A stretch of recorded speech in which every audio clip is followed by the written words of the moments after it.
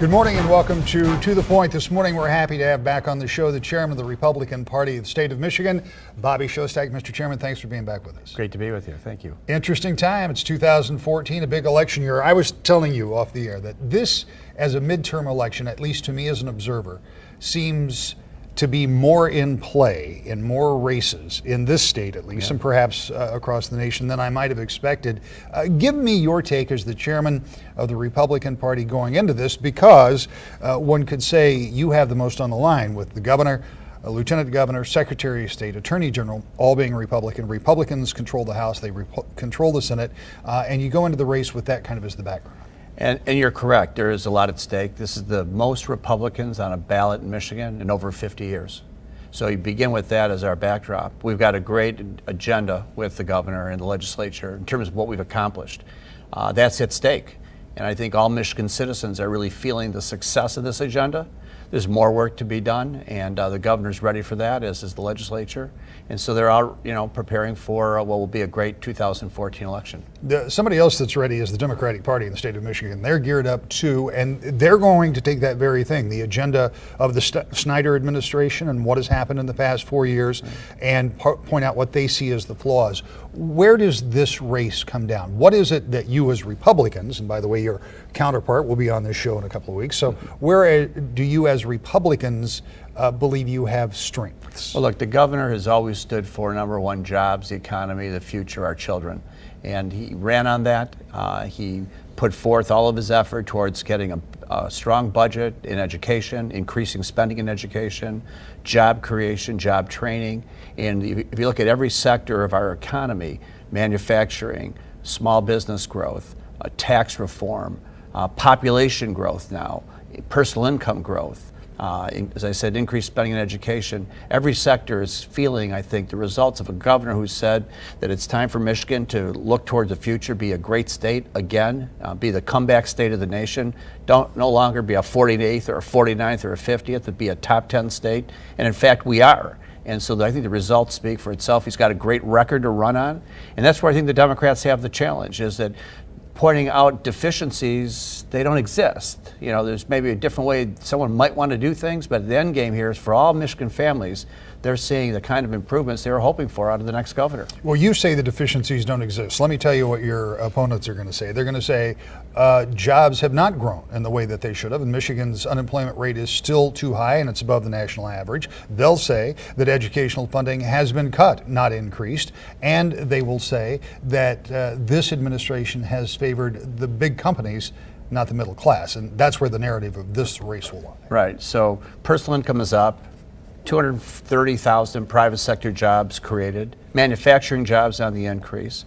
More than $1 billion during the Granholm years is being spent on education, the most in our state's history, the highest education budget, not just K-12, but college education as well, is being invested in by this governor and legislature in their budgets. An additional $320 million in this next budget is being proposed to be spent on education.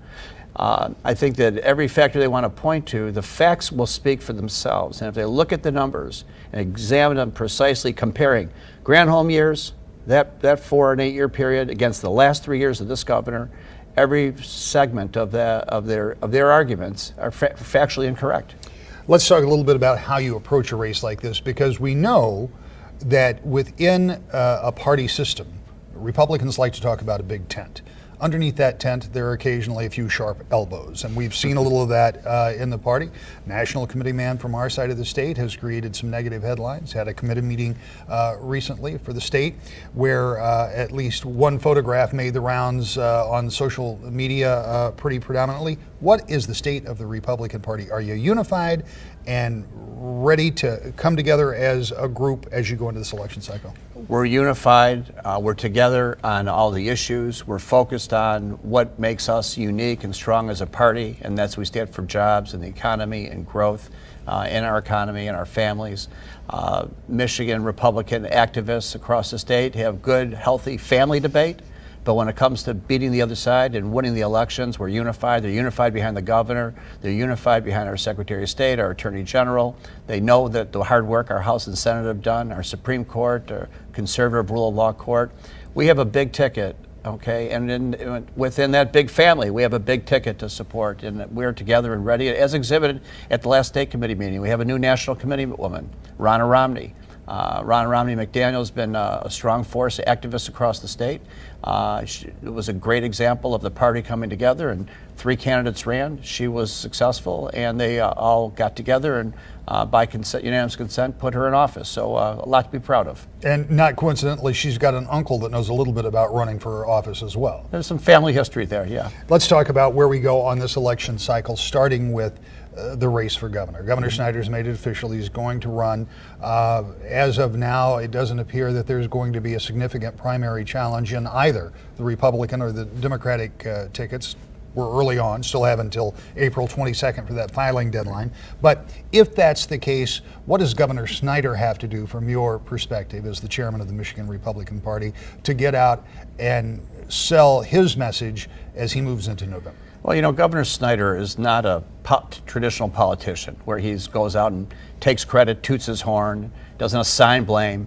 But what he does do is he gets the job done. He's gone out there and the issues that he ran on that were important to Michigan citizens, jobs, economy, education, the future, household values, everything that matters to all of us as citizens, he has put himself on the line to see improvements in those areas.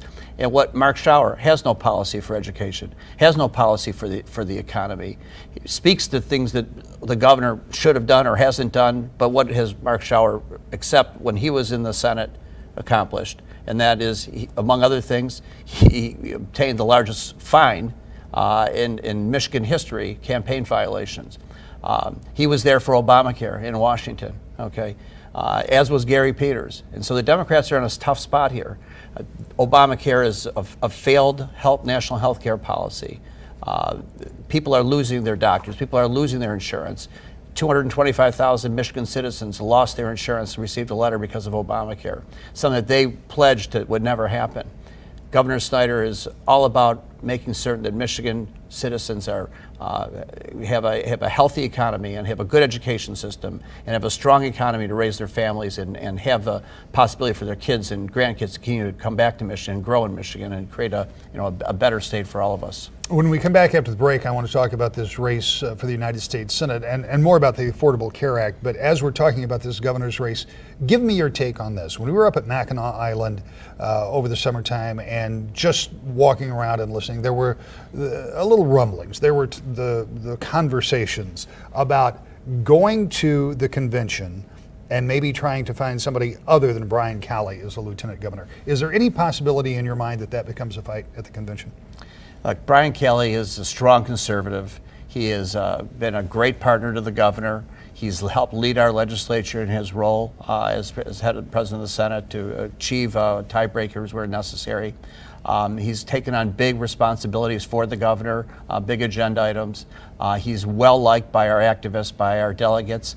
Are there a few out there that think that they can get a piece of that vote and move it in another direction? We don't think so. We strongly support our lieutenant governor, and he's done a great job, and we expect him to continue in that role. One more note about the Affordable Care Act. One of the things that the governor did that may also be driving part of that discontent, if there is within the party, is the expansion of Medicaid, which was part of the Affordable Care Act that this governor supported, and in fact cut short a trip to Israel, came back and put some serious pressure on members of his own party to finally get it passed in the Senate. Is there any residual concern about that within the party? Well, look, within our party, there's been healthy debate on that topic, and Medicaid expansion was a sensitive issue to a number of people. The governor felt that was serving our state's best interest. There was healthy debate in the legislature. We're not going to agree with everything the legislature or the governor or anything goes on in the family of politics, from time to time. It's impossible. There's lots of perspectives. And in this case, the governor felt it was important to push this agenda through. He worked hard on it. He believed it was best for Michigan citizens.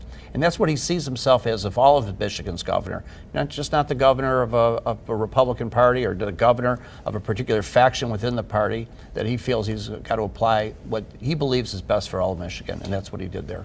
The Attorney General has taken some pretty strong positions and finds himself more than a couple of times in front of the Supreme Court making some arguments, along with Secretary of State Ruth Johnson. Those will all be at the top of that ticket, the governor and the constitutional offices, and you feel confident with them understanding, too, that Democrats will put a full court press. Well, they'll work at it, but look, the Attorney General has been a great rule of law Attorney General. He's defending the Constitution. What he believes the Constitution says, he's going to apply that law and expect all of Michigan to fit within it. He's been a great rule of law Attorney General. He has fought for citizens, particularly in Wayne County, where there were those rape kits that were lost and victims who never saw their day and put their cases to bed. Tainted drugs made it into Michigan, if you recall. He went after those companies to close them down so that couldn't happen again. Launched his investigation on that prison break recently. I think that the Attorney General Schuette has done an outstanding job, and there was really, I think, a great opportunity for him to continue to present what he sees as the future of Michigan in this election. And of course, as the chief election officer, Ruth Johnson, the Secretary of State, has made some suggestions. Some have been listened to by the legislature, some have not so much, about the way elections should be run. Right. But again, if with that being the top of the ticket, that's where this race starts off, and you as a party chairman feel how about that? Well, look, Secretary of State Johnson has streamlined that office. She's put in new systems to speed your way through the process. You can make reservations online for your appointment. You can renew all your tabs and get all your data online today. The systems of the Secretary of State have never run better as they are today, and she's done a great job continuing to reform them. I think Michigan citizens, what they think of most is, what is it like in line? What is it like getting my license tabs? What is it about getting my licenses renewed and things of that sort? And they know it's more efficient, and I think for that reason they have very strong feelings about her. That would be enough of an election cycle, what we've just talked about, but there's a whole lot more. Everybody in the state Senate, everybody in the state House, a U.S. Senate seat that is open, and oh yes, the entire congressional delegation, all up for a vote coming up in November. We'll talk about that when we return to The Point.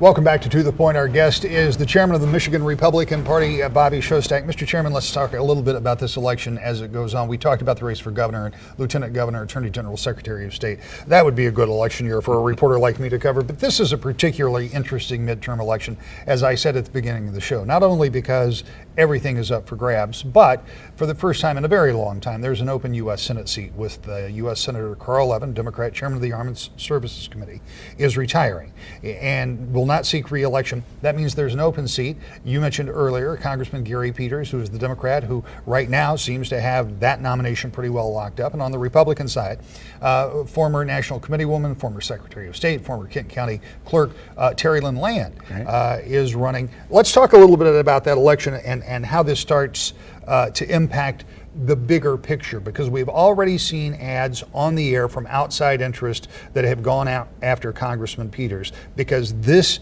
race is starting to get national attention, and I don't want to get too far off in the weeds, but you got to move 6 or 7 of those Senate seats in Washington to get control of the U.S. Senate, and this is one of those races that may play into that. Right, absolutely. Terry Lynn Land's a great candidate for us. She's known throughout the state, 8 great years as the Secretary of State, hardworking grassroots activist, great fundraiser, polling really well right now. In the last 5 polls, she's up ahead of her competitor Peters. He was there for Obamacare. He's got responsibility for what's taken place and the effect it's having on Michigan citizens. He's got no explanation for it and no way to defend it. And Terry Land is well known, working hard, raising money, and the strength that she's bringing to our ticket is great for the governor and is great for us down ballot. And we expect her to have a strong finish to be the next Republican United States Senator in Washington. On one hand, there are those political pundits that will say a candidate that doesn't have a direct voting record is sometimes a real plus. But in the case of the former Secretary of State of the state of Michigan, Terry Lynn Land, Democrats have made much of her record while she was Secretary of State. They say that there were any number of problems. Is that a record on which she can run and defend? You know, I think they're just grasping at straws, okay? Terry Land had a great record as Secretary of State, but what she does have is she's bringing freshness to Washington, Gary Peters is pure Washington. That's the bottom line. He was there for all the spending and the ratcheting up of our debt and falling in line with Obama. And Terry Land represents a fresh voice. As a woman business owner that understands balancing a budget and running a company and running for office and running a big office of our state, the Secretary of State's office. She'll bring fresh ideas to the United States Senate. There's a strong need for people in Washington that bring this kind of background that can get to the brass tacks issues of what's going on in the United States Senate. Remember, today we have 1/2 of 1/3 of the government run by Republicans. We win that United States Senate, we could start to bring back the country, and that's what Terry Land's going there to do. It occurs to me, these are not your words, these are mine. It occurs to me that Republicans across the board are depending heavily on the Affordable Care Act, or Obamacare, as you like to call it sometimes, being a big issue going into this election cycle. Is there a concern that you put too many eggs in one basket if it's all about the Affordable Care Act? Oh, look, Obamacare is toxic for Democrats. Okay, not only did it have a rough start with the website, but the reality of people losing their doctor and losing their plan and not being able to fulfill the things that were promised to it by the government has got people very upset, and rightfully so. And there are lots of examples of it, thousands of examples of it. 250,000 people in Michigan alone that lost their insurance. But as significantly is Washington's broken, and we don't need more people of the same profile, the same ilk, going back and contributing to not a fix to Washington. And Terry Land, I think what Michigan citizens are looking for is someone who represents Michigan values. Look at what we're accomplishing in Lansing under Republican leadership. And we're cutting taxes. We're unemployment's at its all-time low. Job numbers are up 225, now I heard today, 250,000 from where it was. There's constant improvements in our economy. Young people are moving back. The city of Detroit, we didn't even discuss that, the fact that the governor's taken on that. Those are the kinds of things that they want out of our elected officials. Terry Land will take that to Washington with her and help bring to the attention of the floor of the United States Senate that we can no longer continue to spend the way we do. We can no longer continue to accept this kind of mediocrity out of government. And Michigan citizens will send somebody to Washington next, and it's going to be Terry Lynn Land. The U.S. Congress, the members of the House of Representatives, are all up for election here within the state. We know within your party there's some primaries. We also know that there could be some general election challenges, but generally speaking, as you look over the congressional delegation, is that going to be a big focus for you, given all of the other races that you have to deal with? Well, look, we have 9 Republicans there. We have chairmen of key committees that are up for re-election that are there. We will send 9 back. I believe it'll be the same 9 that are there, but there are challenges, as you said. We'll see how these primaries work themselves through. But the reality is that they've been doing as good a job as possible under very difficult circumstances. Again, we only have a small piece of the federal government. It'll have our attention. We're going to make sure we send 9 back. We'll see how the primaries shake out, and we'll get engaged deeply where necessary to make certain that we do have 9 that return. A couple of weeks ago, I was over at the state capitol, and I went into the Democratic caucus room because I was going to tape a segment with one of their members of the state Senate, and I looked at the caucus table, and there were 12 chairs sitting around this table, and it dawned on me that that was enough for the Democrats to caucus. Republicans have enjoyed a supermajority in the Senate over the past 4 years with 26 members. Mm-hmm. That's going to be very difficult to replicate when you go into this election cycle. I mean, that is a big majority in that body. How big of an emphasis do you put on keeping 26, or do you settle for 24 or 23? Well, no, we're going for 26. We have 26 today. These are strong districts for us. Great leaders came out of those districts. There's great candidates running for those that have been termed out. And our intent is to come back with 26. Is it possible? I suppose. But we intend to continue with that supermajority. It's been great for moving Michigan forward. So it's our intent to get there again. The one area that I always watch with great interest is the State House, because in the time that I've been covering it, it has been pretty flexible. There's been a time when Democrats controlled, a time when there was exactly shared leadership in that House, when Republicans were in control, Democrats controlled again, and now Republicans control, but the margins remain relatively tight. Mm-hmm. In any given cycle, it occurs to me, depending on how things go, that is changeable. So is that something, and again, and we're going to get to kind of the end game on this for you as the chairman, what you have to do, but that's 110 seats you've got to keep an eye on, right. And at least 60 of those seats I would think you think are in play. Right. We will have more than we have today, is the way I look at the landscape. We got strong candidates, strong incumbents. Our goal is to be over 60. We feel confident we can get there. There's a pathway for that. We're certainly going to keep the majority. Look, Michigan citizens are seeing fast progress out of Governor Snyder and the team in reforming our state. And that happens because we're working together, we're unified on the issues that are most important to the Michigan citizens. And as a result, the outcomes are very good. And I think the citizens will want, the voters will want those majorities back. And that's why we're out working as hard as we are. We've got a few minutes left here. I want to pull back the curtain a little bit, because when I say the chairman of the Michigan Republican Party, people say, oh, well, okay, he's the guy that's in charge. And you are. You're in charge of the things that go on around the party, but it's also like herding minnows, because you've got all of these candidates and all of the activists and all of the local precinct folks, and everybody has a little bit of a different idea. And oh, by the way, it costs a lot of money to run these elections, and I suspect that you spend a fair amount of your time doing just that. What does your day look like? You told me you started at 6 o'clock this morning. Sure. I mean, look, I'm on the road every day. Somewhere in some part of the state. I'm probably one of the few people that you'll meet that have been to all 83 counties. And not in all 83 counties every year, but in the last 4 years I have been. I work with our local activists. We want to support all of our efforts that they have involved across the state.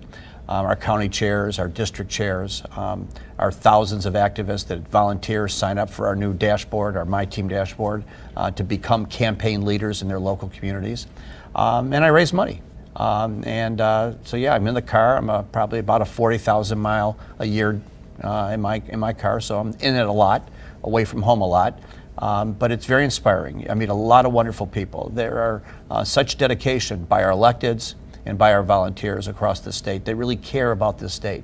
And we're not going to always agree on everything, and there's challenges I have, they have from time to time, but without exception, every day there's something very positive that comes out of the effort that I think all of us put into this, that we call the Michigan Republican Party, and good conservative leadership for our state. Talk to me briefly, you got about a minute left, about that dashboard that you brought up, because I was looking at that earlier. It is a new concept, I assume playing off of the governor's dashboard to some degree, but I understand it's also getting the attention of some folks in Washington. Yeah, what we did with our activists is we pulled everybody together at the end of the 12 elections and said, given a clean piece of paper, spec out for us what you think you need in your toolbox to be more effective. And what it led to, and what we've now built, and it's the first of its kind in the nation, and frankly, many state parties are very envious and talking to us about it, is allowing a volunteer to go online and become an activist, a campaign leader in their individual precinct. And so precinct by precinct, we're building out groups of voters using social media, using voter data, mine data on our communities and on our citizens and our voters to learn more about them, to help our campaigns, to help our elected officials do polling, do messaging. And it's a great tool. It works off smartphones or off a home PC. You can do it anywhere you want. In the past, you have to knock on doors and ring the phones at victory centers, and you can still do that. But now you can do that at your home on a PC. If we have one of our snowstorms that we've been enjoying this winter and below zero weather, you're able to do it at home. It's a very powerful tool, and it's going to give us a tremendous edge towards inspiring our volunteers through their networks, be it social media or otherwise, to build out lists and to get in touch with voters and share with them areas of interest that they have about our state government, and to learn more about it and to support our candidates through it. Mr. Chairman, as always, we appreciate your time. I want you to come back and see us after the August primary. There you go. We're back with more To the Point in just a moment. This morning you heard the view of the Michigan Republican Party about the upcoming election, but to be sure, the Democrats have a very different take on Decision 2014, and in the weeks to come, we'll hear from Lon Johnson, chairman of the Michigan Democratic Party, and U.S. Senator Debbie Stabenow about what they think. Also, we'll be talking to the head of the Michigan Department of Transportation about one of your favorite or least favorite subjects, potholes, and how much of our money it's going to take to fill them. I hope you'll join us for all the elections and issues that impact you every Sunday morning, right here at 10 o'clock for To the Point.